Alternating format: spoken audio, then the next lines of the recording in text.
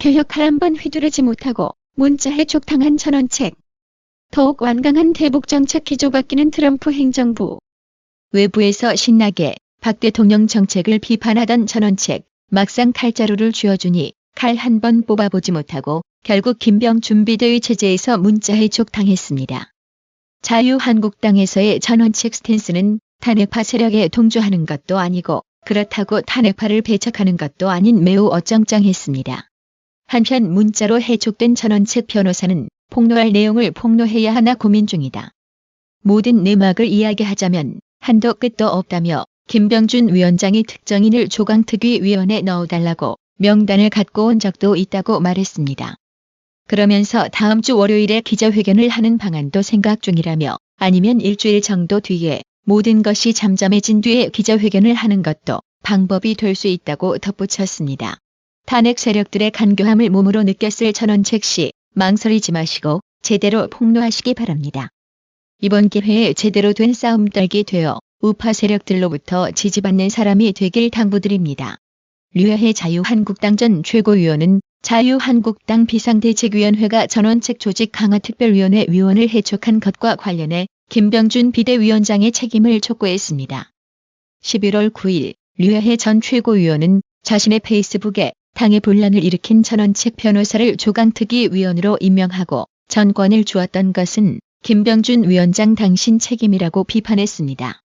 이어 얼렁뚱땅 넘어가려 하지 말고 셀프 징계위원회를 열어 이 사태를 책임져야 한다며 이제 전원책 변호사와 함께 손잡고 물러나라고 말했습니다.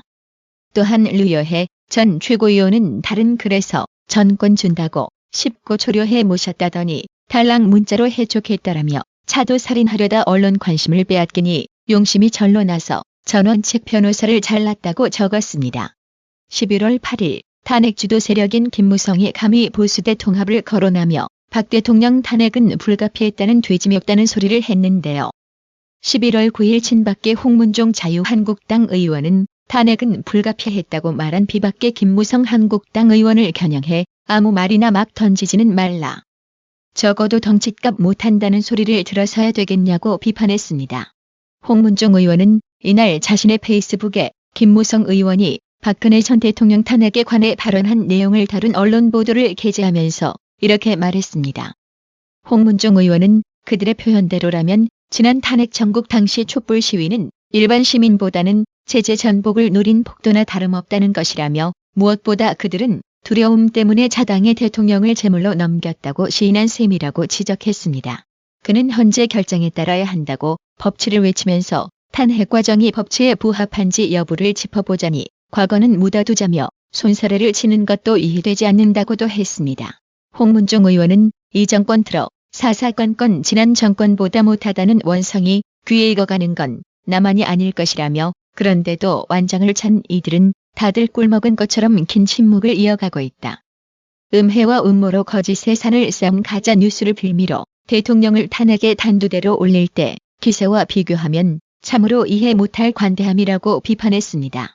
이어 지금은 100마디 변명보다 한마디 통렬한 자기 반성과 실천하는 결단이 빛을 발할 때라며 우익의 대동단결을 위해 어떤 희생이라도 감수하겠다는 결단 없이는 한 걸음도 앞으로 나갈 수 없음을 알아야 한다. 그 장벽을 무너뜨릴 수 있는 건 우리의 고해성사뿐이라고 강조했습니다. 나라의 TV는 행여 김무성이 탄핵은 잘못됐습니다라고 할까봐 걱정했습니다. 나라를 완전 개막장국으로 만드는 문재인 정권과 더불어 동반 몰락할 탄핵 부역자 중에서도 김무성과 유승민은 절대 용서할 수 없기 때문입니다. 미국 중간선거가 끝나자마자 북한 인권 문제를 꺼내들었습니다. 미국의 소리 방송은 최근 유엔 총회로 넘어간 북한 인권 결의안 소식을 보도했습니다. 지난 11월 7일에는 로버타 코헨 전 국무부 차관보와 미 인권재단 HRF 관계자의 이야기를 전했습니다.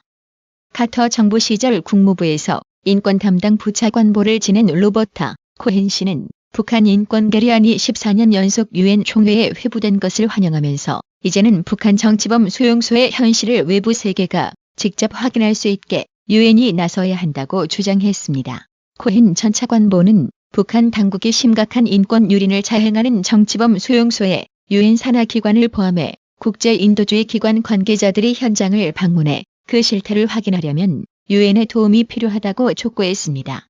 그는 북한 인권결의안에도 정치범 수용소 폐쇄를 촉구하는 내용이 포함되어 있지만 유엔 산하 인도주의 기구들은 현장을 찾겠다는 노력을 하지 않았다면서 이제는 유엔이 나설 차례라고 주장했습니다. 그는 북한 인권 상황을 개선하기 위해 미국의 독자 제재를 강화하는 방법도 검토해야 한다고 덧붙였습니다.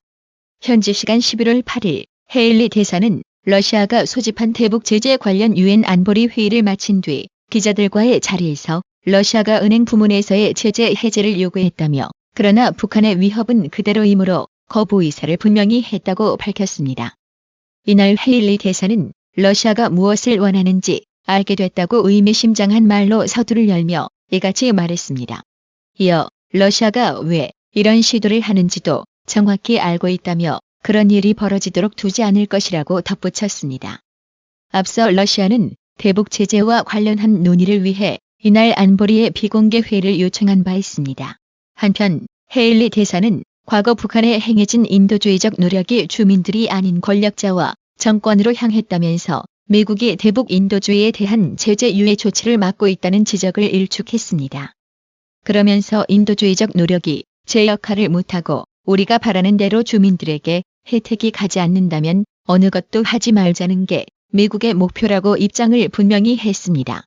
헤일리 대사는 또 미국은 점검을 하고 있으며 인도주의적 활동이 다른 방향으로 가지 않도록 확실히 하기 위해 기술적인 면도 검토하고 있다고 말했습니다. 그리고 그는 약품과 생명구호품은 이미 허가를 했다면서 만약 이런 것들이 다른 목적 혹은 다른 방향으로 사용된다면 시간을 두고 점검을 할 것이라고 거듭 강조했습니다. 미국이 미북 고위급 회담 개최를 연기 발표한 직후 대륙간 탄도미사일 ICBM 발사 훈련을 했습니다. 올해 남북, 미북 정상회담 등 북한과의 굵직한 외교 이벤트의 즈음에 ICBM 발사 훈련을 했던 미군 당국이 또 묘한 태기를 했습니다. 현지 시간 11월 6일 오후 11시 미 공군에 따르면 캘리포니아주 벤덴버그 공군 기지에서 미니트맨 3이 시험 발사됐습니다. 해당 미사일은 현재 미국이 보유한 유일한 ICBM으로 사정거리가 1만 3,000km에 이르는 것으로 알려졌습니다. 미 공군 관계자는 탄두를 탑재하지 않았다며 미사일의 정확성과 신뢰성을 측정하기 위해 진행한 시험 발사라고 설명했습니다. 중간 선거 결과 후 다음 날 미국 현지 시간 11월 7일 트럼프 대통령은 백악관에서 열린 기자회견에서 마이크 폼페오 국무장관과 천안함 폭침 살인자 김영철 간의 고위급 회담이 연기된 것과 관련해 다른 날짜를 잡을 것이라고 말했습니다. 그러면서 우리는 북한과의 진행 상황에 매우 기쁘고 잘 되고 있다고 생각한다고 덧붙였습니다. 이어 미국은 급할 게 없고 서두르지도 않는다며 대북 제재가 유지되고 있다는 점을 상기시켰습니다. 김정은 위원장과 언제 만날 것이냐는 질문에는 내년 초 어느 시점이 될 것이라고 말했습니다.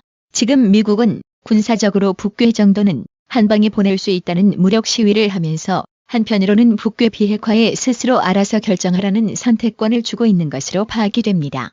트럼프 행정부는 스티브 비건을 방한케 하여 북괴가 실질적 비핵화 행동 보이기 전에는 남북경협 관련 허튼 개수작을 하지 말 것을 경고하며 모든 대북 사업을 일시 정지시켰습니다. 여기서 스티브 비건이 임종석을 만나 어떤 카드를 꺼내 임종석의 꼬랑지를 내리게 만들었는지 궁금합니다. 따라서 시베리아 가스관도, 개성공단도, 금강산 관광도, 철도 연결도, 도로 연결도 문재인이 약속한 모든 사업은 하나도 진행되지 않고 있습니다. 트럼프의 전략은 대북 제재라는 카드로 북괴의 숨통을 조우겠다는 생각을 하고 있는 게 분명해 보입니다. 시간이 지날수록 답답한 쪽은 제재를 받아 경제 사정이 어려워지는 북괴일 테니까요. 또 자유아시아 방송 RFA는 현지 시간 11월 8일 북한이 완전한 비핵화를 계속 거부할 경우 미국은 북한 정권 교체를 정책으로 추진할 수도 있다고 미 국방부의 한 고위 관리가 말했다고 보도했습니다. RFA는 해당 고위 관리의 이름을 공개하진 않았습니다. 그는 이날 버지니아주 알링턴에서 열린 북한 관련 토론회 중 완전한 비핵화란 절대 양보할 수 없는 것이라며 사견임을 전제로 현재 북한 정권 교체가 미국의 대북 정책은 아니지만 북한이 완전한 비핵화를 계속 거부한다면 미국은 기존 입장에서 선회해 북한 정권 교체를 대북 정책으로 삼을 수 있다고 주장했습니다. 미국이 대북 제재를 해제할 수 있는 최소한의 조건은 완전한 비핵화라고 강조한 셈입니다. 국내 종북, 친북계 좌파들이 사이비 민주파리 하면서 국가보안법 폐지를 주장하고 나선 이유를 이제야 많은 국민들이 깨닫게 되었을 것 같습니다. 대한민국 한복판에서 주적 김정은을 찬양하고 환영하는 무리들이 나타났습니다.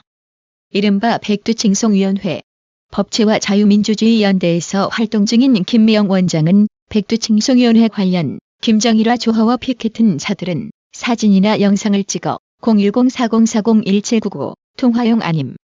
문의는 02-733-1204로 보내주시기 바랍니다라며 이들을 모두 국가보안법 7조와 국제형사범죄법 위반으로 형사고발 조치할 예정이라며 긴급공지를 게재했습니다.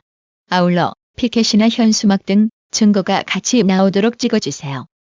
마스크를 낀 인물 사진도 괜찮습니다.